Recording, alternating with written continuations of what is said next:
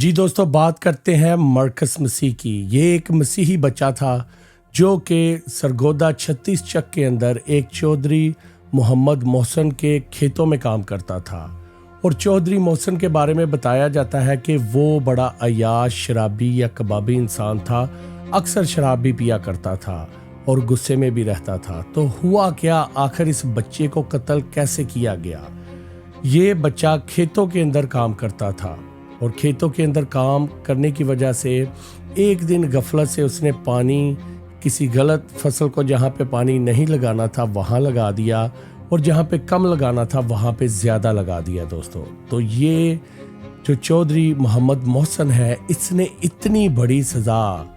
یہ مرکز مسیح کو دے دی کہ مار مار کے اس کے اوپر تشدد کیا گیا۔ اس کے جسم کے اوپر استریوں کے نشان ہیں جلے ہوئے، اس کے جو بیک ہے وہاں پہ بھی مار کے نشان ہے اور استریوں کے نشان ہیں، جلایا گیا۔ اور اسی تشدد کی وجہ سے مرکز مسیح زخموں کی تاب نہ لاتے ہوئے اپنی جان گنوا بیٹھا دوستوں۔ اور پھر ہوا کیا کہ محمد محسن نے اور اس کے ساتھیوں نے، جو کہ بڑے اثر و رسوخ والا انسان ہے، اس بچے کے گلے کے اندر رسی ڈال کے لٹکا دیا، اور پھر اس کی ماں بیچاری جو کہ غریب عورت ہے، اور اس کے بھائی کو یہ انفارم کیا گیا کہ آپ کے بچہ جو ہے وہ خودکشی اس نے کر لی ہے۔ اور لوگوں نے یہی سمجھا شاید کہ کوئی خودکشی کی ہے، مگر جب اس کی باڈی کو پوسٹ مارٹم کے لیے لے کر جایا گیا تو اس کے جسم کو کاٹ کر پوسٹ مارٹم کر کے 2 لاکھ یا لاکھوں کے اندر رقم دے کے ڈاکٹروں سے ایک ایسی جھوٹی پوسٹ مارٹم رپورٹ بنائی گئی جہاں پہ یہ بتایا گیا کہ اس کی گلا گھٹنے کی وجہ سے موت ہوئی ہے۔ اور جسم کے اوپر جو نشان تھے وہ ٹویٹر پہ بھی لگے ہوئے ہیں۔ بہت سارے مسیحی لوگوں کے پاس یہ شواہد ہیں کہ جب وہ اسے نہلانے لگے تھے تو اس کی باڈی کے اوپر وہ سارے نشان تھے، اور اس کے ماں،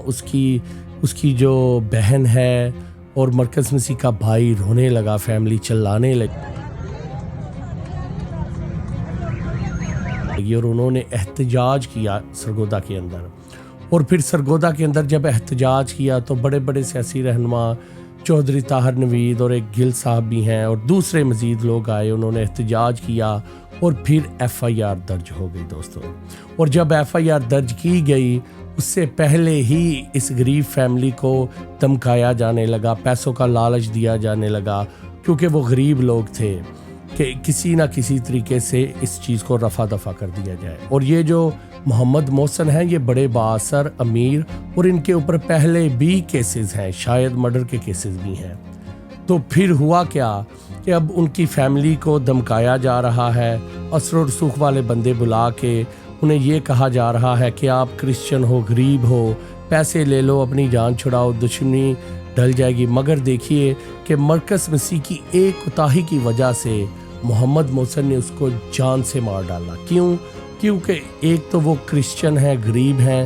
اور ان کی بات بھی نہیں سنی جاتی، نہ تھانوں میں، نہ کچہریوں میں۔ آپ کے پاس موٹی رقم ہونی چاہیے۔ میری یہ گزارش ہے مریم نواز سے، مریم نواز، آپ نے اتنا بڑا کرسمس ٹری لگایا، آپ نے کرسچنز کو کہا کہ منورٹی میرے سر کا تاج ہیں، تو آج وہی تاج آپ کو پکار کے کہہ رہا ہے کہ